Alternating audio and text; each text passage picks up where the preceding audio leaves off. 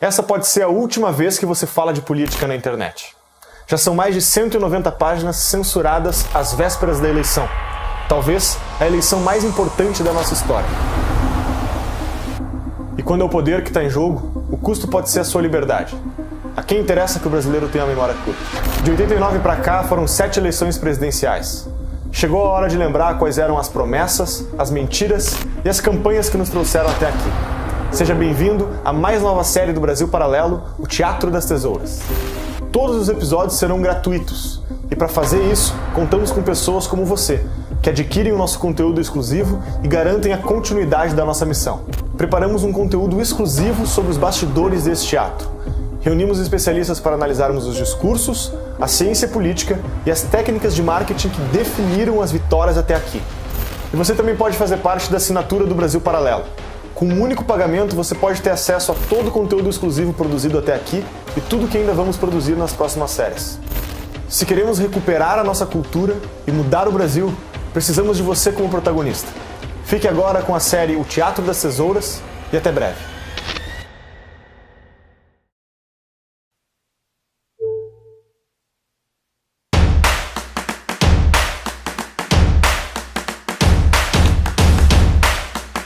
Monsters of Rock Alliance in Brazil.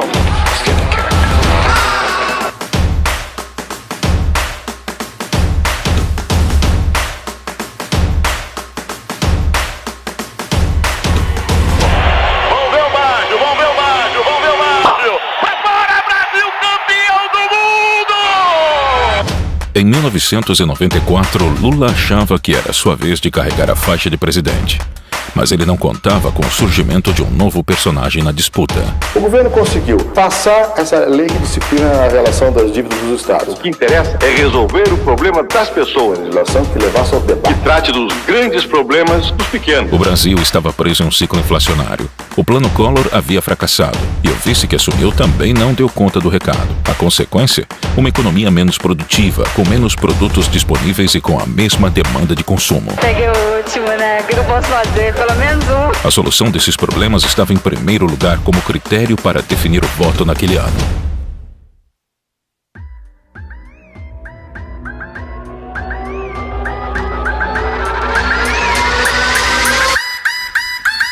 Prometo manter, defender e cumprir a Constituição. Promover o bem geral. E sustentar a integridade e a independência do Brasil.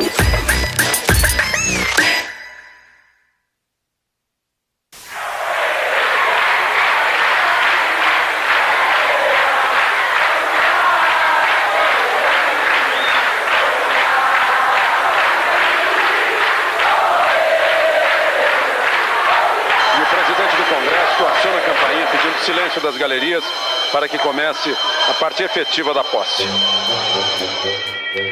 Prometo manter, defender e cumprir a Constituição, observar as leis, promover o bem geral do povo brasileiro, sustentar a união, a integridade e a independência do Brasil.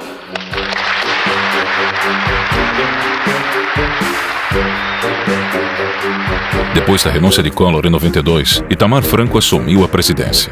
Sem adversários à altura, Lula deixou de ser só o líder dos trabalhadores para ser também o provável vencedor da próxima eleição. Lula mantém a liderança e foi o que mais cresceu. Se a eleição fosse hoje, Luiz Inácio Lula da Silva, do PT, ficaria em primeiro lugar, com 39%.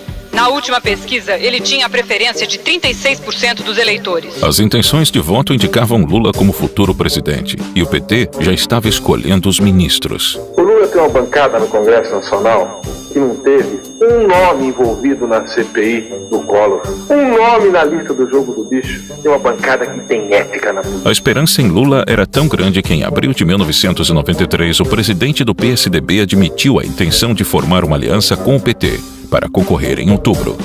Mas o sonho de Lula de finalmente ser o presidente do Brasil começou a desabar. O novo ministro da Fazenda, Fernando Henrique Cardoso, se reúne com os líderes do PSDB. O principal assunto foi uma estratégia para evitar choques entre o partido... Em maio de 93, o desconhecido Fernando Henrique Cardoso foi nomeado pelo presidente Itamar Franco para o cargo de ministro da Fazenda. A missão de FHC era acabar com a inflação que chegava a 1.348%. O desespero do brasileiro pesava em seus ombros. Quem tiver realmente amor à melhoria de condição de vida do povo, tem que ter um olho muito pregado na inflação. A pessoa que entra num lugar novo não deve começar quebrando cristais, não. Deve começar a olhar com atenção. O que estiver funcionando bem não há por que mexer. O que estiver funcionando mal se toca. Depois toda a plateia aplaudiu de pé o novo ministro da Fazenda. Em agosto de 93, Fernando Henrique juntou uma equipe de economistas para montar o Plano Real. Em 1994, o projeto foi anunciado. Nós estamos desenhando um programa econômico de estabilização para um país de alta inflação, com crescimento econômico e uma sociedade aberta e democrática que nós queremos mantê-la assim. Depois de décadas de inflação, o Plano Real tirou o Brasil da queda livre. Foi eficaz, estabilizou a economia e aumentou o poder de compra da população. Primeiro vem o ajuste fiscal, um corte de 22 bilhões de dólares no orçamento, ou 5 trilhões e meio de cruzeiros reais. Ainda assim, é preciso mais dinheiro para equilibrar as contas. A ideia, então, é aumentar todos os impostos em 5%. Haverá um sacrifício, indiscutivelmente. De todos. De todos. Quando toda a economia estiver atrelada ao novo índice, chegará a hora de mudar de moeda. Esse pão com manteiga, que custa 600 cruzeiros reais, passaria a custar 26 centavos de reais. No dia 1º de julho de 94, o real começou a circular. Na estreia oficial do real, não houve atropelos. O movimento foi tranquilo nos bancos e caixas eletrônicos de todo o país. Sarney, Collor e Itamar já haviam cortado zeros, congelado os preços e renomeado a moeda. Mas nada tinha funcionado. O real nascido hoje é a 9ª moeda brasileira em meio século. A diferença do plano de FHC era sua gradatividade. Não foi lançado do dia para a noite como o plano de Collor. A grande diferença deste plano é que ele não teve um dia D. Nada entrou em vigor hoje, por decreto, automaticamente. E a grande sacada do ministro era que os resultados se consolidariam durante o período eleitoral. Pois é, lançado o real, o governo vai usar a chamada âncora cambial para segurar a inflação nos primeiros 3 meses. Assim, R$1 ficaria valendo $1 nesse período. Então, vamos contar. Congelamento cambial seguraria a inflação perto de zero, pelo menos em julho, agosto e setembro. E dia 3 de outubro é dia de eleição. Uma curiosa coincidência, né?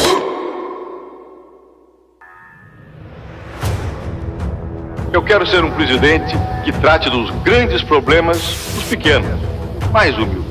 Porque a maioria dos governos sempre tratava dos pequenos problemas dos grandes.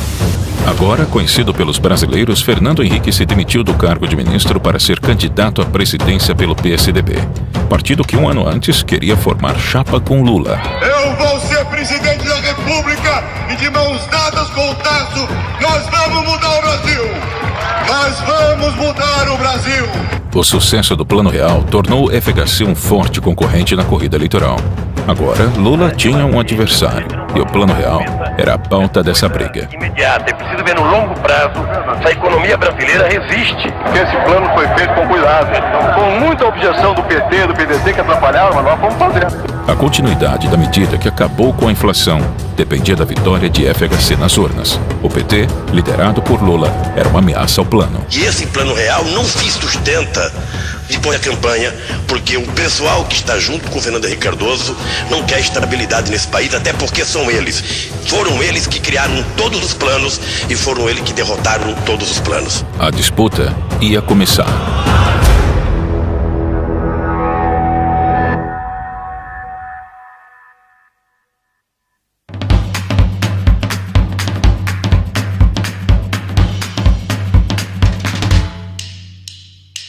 Cedo ou tarde a morte se abaterá sobre cada um de nós e nenhum de nós poderá detê-lo. O candidato sorteado para perguntar. Vamos lá, segura, me ajuda aí, por favor.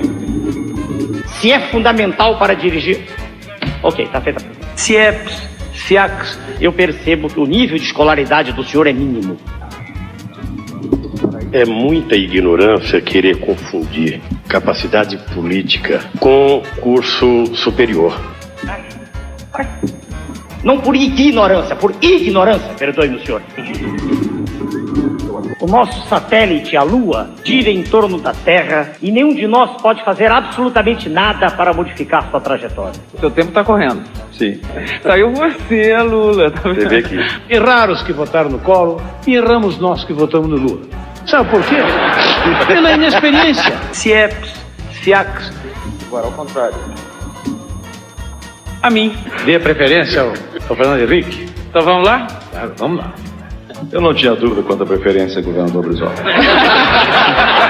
Um dia de sol equivale a 315 mil usinas de Itaipu funcionando o tempo todo. Risonho, amável, não briga com ninguém. Quer dizer... Já que ele foi tão amável em se referir a mim, eu fiquei até com a expectativa que no segundo turno ele vote em mim. Vamos lá. Opa. Existe um cancro fagedênico destruindo as entranhas da nação. A mídia foi bastante cruel comigo esses meses todos. Todos. Eu montava em cavalo, diziam que era Jack. Eu acho que é bom mesmo agora a gente dormir. Vamos lá, vamos lá. Em abril, Lula tinha cerca de 40% das intenções de votos, percentual que faria o petista vencedor da eleição em outubro. Em maio, o FHC formou alianças com PFL e PTB. Em junho, Bisol, vice de Lula, foi denunciado por corrupção em parceria com a então desconhecida Odebrecht. Aloysio Mercadante, um dos fundadores do partido, foi nomeado e salvou a candidatura de Lula. Em julho, Lula ainda era o líder nas pesquisas, mas sua vantagem não era mais a mesma. Queda de 5 pontos percentuais na diferença entre o candidato do PT, Luiz Inácio Lula da Silva, e Fernando Henrique Cardoso, do PSDB. Em agosto, o Plano Real dava resultado. O poder aquisitivo da população, que por anos foi destruído, finalmente aumentou. O jogo virou. Os preços não sobem mais com aquela velocidade de um Brasil de inflação de 40%. FHC passou a liderar as pesquisas com 45% das intenções de voto. Lula diminuiu para 23%. A minha candidatura lidera as pesquisas em todas as regiões do país. Era hora da crise no PSDB. O petista Chico Vigilante denunciou o candidato a vice de FHC, Guilherme Palmeira, por receber propina da empreiteira sérvia. Marco Maciel, senador pelo PFL, foi nomeado no lugar de Palmeira e o escândalo não abalou a FHC.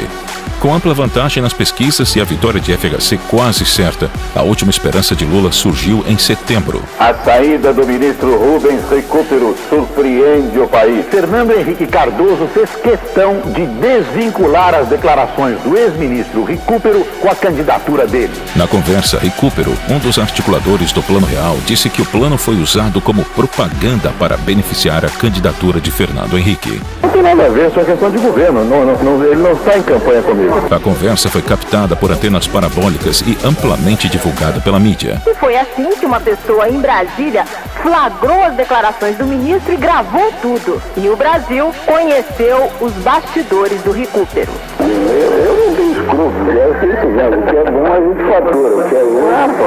Porque o que o ministro acaba de fazer é brincar com o sentimento de uma nação. É a candidatura oficial. Meus adversários querem derrubar a minha candidatura de qualquer jeito.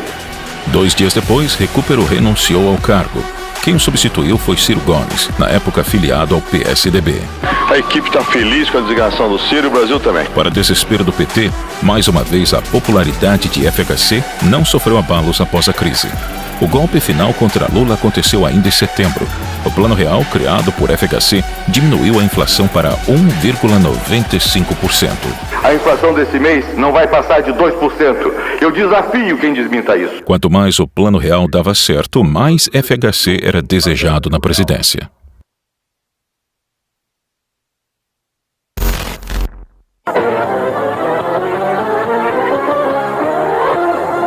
O candidato Fernando Henrique Cardoso votou pela manhã em São Paulo. A movimentação em frente ao prédio onde ele mora, na zona oeste da capital, começou bem cedo.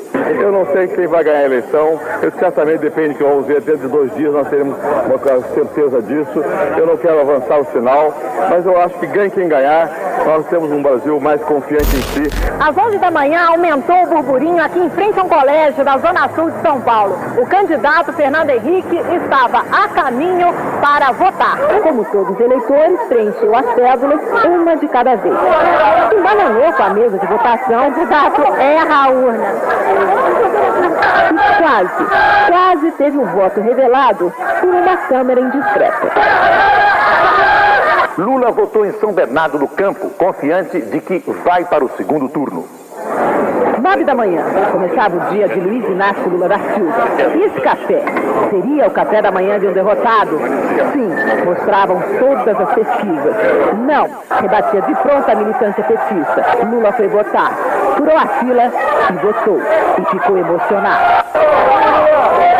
Depois desse gesto, Lula mudou, ficou mais confiante e prometeu: a eleição teria um segundo turno. Quando a gente vê esse mundaréu de gente na rua, quando a gente vê essa garra na rua, a gente tem certeza que vai ganhar as eleições. No dia 4 de outubro de 1994, as urnas terminaram de ser apuradas e confirmaram o que todos já esperavam.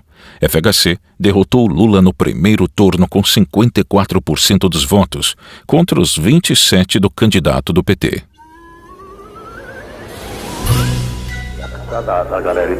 Defender e cumprir a Constituição, observar as leis, promover o bem geral do povo brasileiro, sustentar a união, a integridade e a independência do Brasil.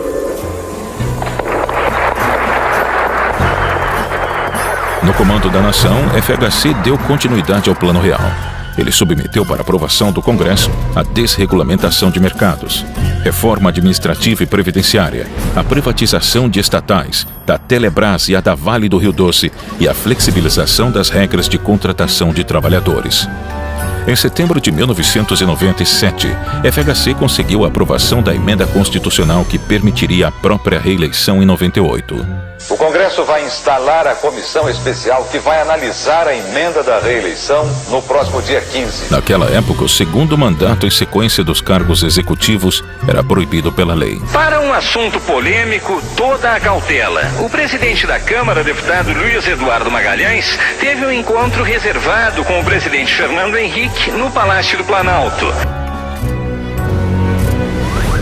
A oposição não deixou barato e acusou o governo de compra de votos para passar o projeto.